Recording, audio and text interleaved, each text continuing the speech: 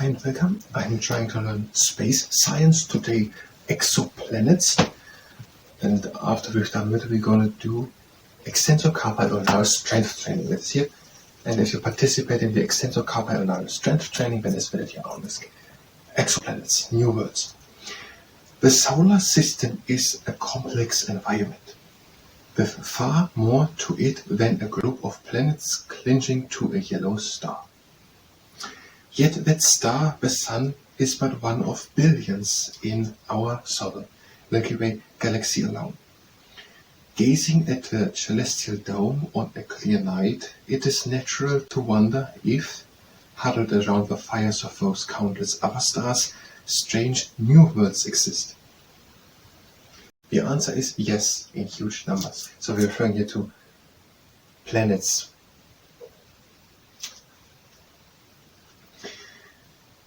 Okay, they are saying that the solar system is far more complex than just the Sun and 8 planets. And I think they are referring to the intelligent life on the planet Earth. And they're saying now that when one of these human beings on this planet Earth looks up into the sky and sees that there are many, many stars, many, many galaxies even, why should this someone then wonder, there's so many stars, why should not there be another star with another planet on which maybe also intelligent life has developed? The first unequivocal finding of an extrasolar planet or exoplanet was announced in 1992, orbiting a dead star called a pulsar. Okay. Do we say here that for the first time a planet outside of a solar system was in 1992 discovered? Extrasolar planet. We're saying here that before 1992 there was no proof of planets outside of the solar system. Okay, however, in 1995, 3 years later, a discovery really excited the scientific community when researchers identified a planet orbiting a Sun-like star called 51 Pegasi. Okay, in 1995, people found a planet, and it was orbiting around a star, as you can see it maybe on the night sky, and that star has the name 51 Pegasi. And some people were excited about it. Exoplanets are difficult to spot. Okay, they're difficult to spot. They try to justify why it took until 1992. Next to the light of their parent suns, they are like flecks of dust caught in a floodlight's glare. They are saying, if human beings from the planet Earth look up into the sky, they can see some stars, but they already just in the night, and if it's pretty dark, if the moon is not shining, and if they're not so much in cities, so it is already pretty difficult, and a lot of things have to come together to see stars from the Earth out of. And these stars are these bright fireballs, and the planets are just dark. So to find the Sun is way easier to see than another planet. Now the Earth is, for example, way, way, way, way closer to Mars. Mercury, Venus, Mars. Mercury, Venus, Earth, Mars is way closer to Mars or to Venus than to the Sun, and probably to all other planets. I think I said it in the previous part. The Sun is somewhere here. No, research or something else. Whatever. I think that the Earth is way closer to Mars than to the Sun. Whatever. But if you try to look in the sky and compare, how easy is it to find the Sun?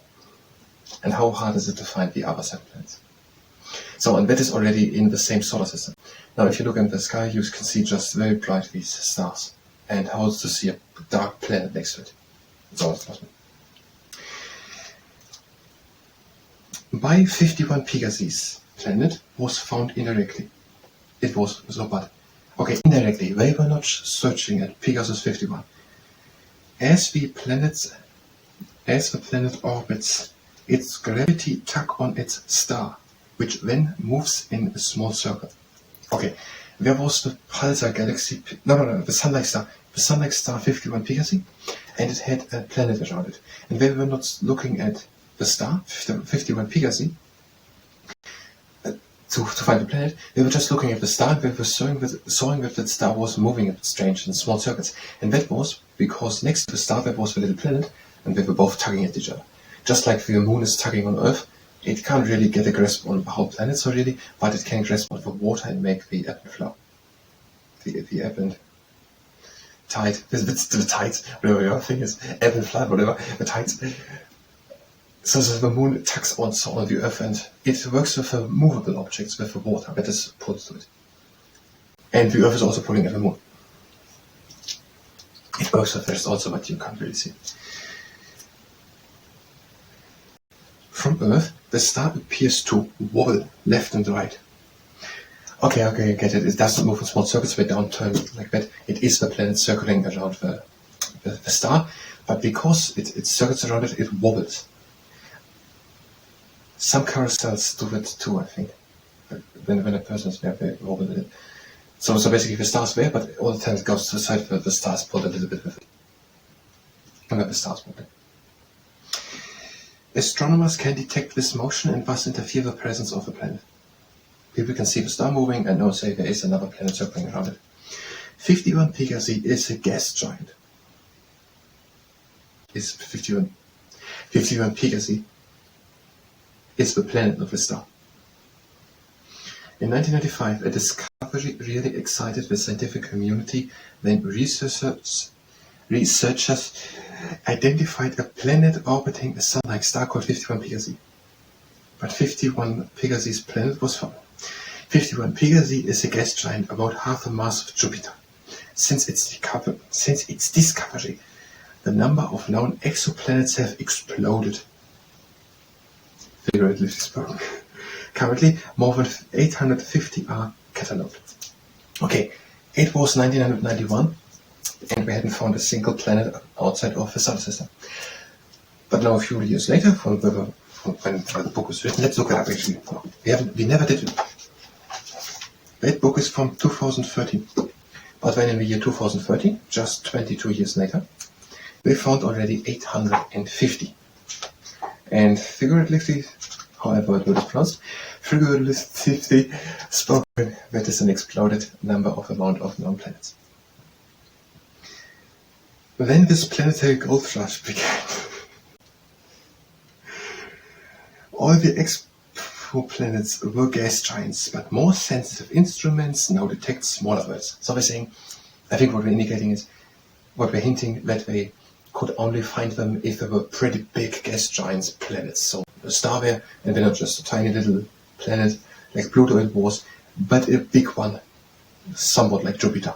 And that would be strong enough to have an effect on the star, but the star is always a bit going to the side where the planet is. But they got better instruments, and now we're able to find smaller planets. I never thought about it. So when we're talking about they're searching for Earth-like planets, they actually, since very, very few years, they have found just a few years ago planets at all. And only since a few years, they are able to have better instruments to find smaller planets. They couldn't even find any planets. Okay, when this planetary gold rush began, all the exoplanets were gas giants, but more sensitive instruments now detect smaller worlds. Indeed, a new technique is finding probable terrestrial planets only a few times more massive than the Earth. So we're getting closer, just a few times more bigger than the Earth. But I think most people have a problem being a few times more heavier than they are on Earth. But okay, we're getting better. With our words, they don't even have the instruments yet to find planets with the size and gravitation as Earth it has. Each of these planets causes its star's light to dip very slightly, just 1/100th of 1%, when the planet passes in front of it. I mean a little shadow. I thought for a moment that the planet would have a gravitational effect, but I think photons are not affected by gravitation. That is basically another question which you have to find out at some place. Can light be bended by gravitation? I think light can be bended, but not by gravitation, just because the round time continuum or something I heard like that, their light can be bended. And black holes can bend it. I don't know if planets can. But why not? dark holes would just work with gravitation. Very, very strong gravitation, but maybe the planets could also do it also. But I think what I mean is the planet passes in front of it, and now there's a little shadow. I think that is what I mean. Whatever, the idea is one of these two. Or a similar one. Even better when you are free, if you find an actual one out. This tiny light reduction betrays the presence of a new world. So if I see that there's shadow passing around it, what could that be? A part of the big world, the dragon or a planet?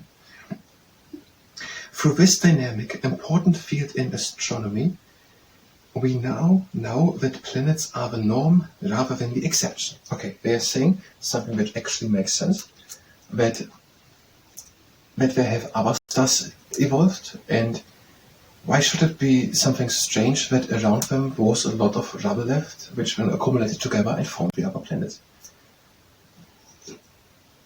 No matter in what room you clean, there stays a little dust. In our galaxy alone, there could be trillions of alien planets.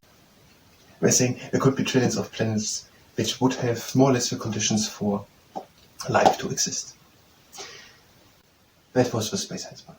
If you were here for space science, you can go directly to the next part of space science. If you stay here and participate in the extended copy on our strength training, then is that at your own risk. We're standing good and stable, we are having the arms next to us and the hands hold the fists, and we're bringing the fists down and up. That is the floodgate exercise. Get down, hold a little bit, and then up. Now we're having 3 rules. The first rule is that we are stopping immediately as soon as there's pain.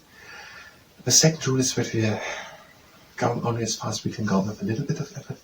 And the third rule is that we're not overdoing it. We just want to strengthen, not to exhaust. Next exercise, the counterfight money check. Fists, and now bring them up. And down. Again up. And down. Again up. And down. And now you're going to use a sock or a towel or a t-shirt. Press with good, moderate force onto it. And now bring the wrist again down. And again up. And again down. And up. And on the other side. Press again. And bring down. Press evenly with all 5 fingers, in particular with the 4th and 5th one. We want to train the extensor cover nerves. So, all fingers. And again up. And again, the first hand, press and now turn the hand to the outside. Only as fast as it goes, no pain, and to the inside. Again. And back. And on the other side. Press and turn to the inside. And outside.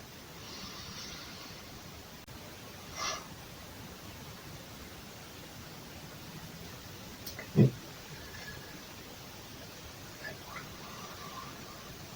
And now hold from top and bring your wrist down. And down. And down.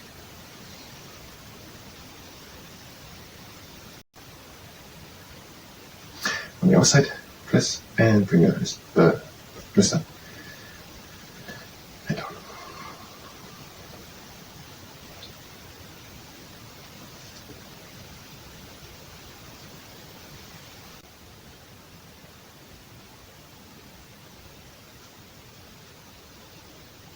Now just hold a neutral position.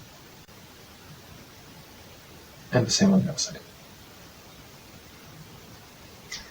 And that was the extensor covered live strength training. Thank you very much, and the next.